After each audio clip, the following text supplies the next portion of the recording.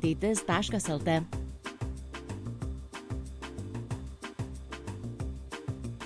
Pagrindinė mūsų veikla. Viena šių metų naujiena yra visiškai audinį imituojanti plytelė. Iš tikrųjų pasižiūrėjus net labai sunku atskirti, ar čia audinys ar plytelė. Dažnai sulaukiam klausimų. Labai populiarintis sprendimas interjeras yra panaudoti didelio dydžio plyteles per visą sieną, kaip akcentinė siena, pavyzdžiui, už televizoriaus ar svetainiai papuošimą. Taip išvengiame ir plytelių sujungimų ir turime praktiškai daug kur panaudojimą.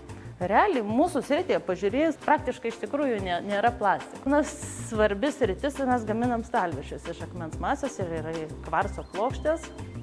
Mūsų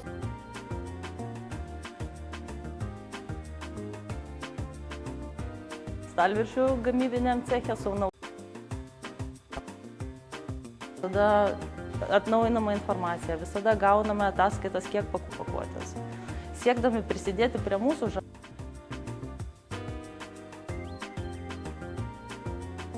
vandens filtravimo sistemas. Taip pat, kas lieka nuo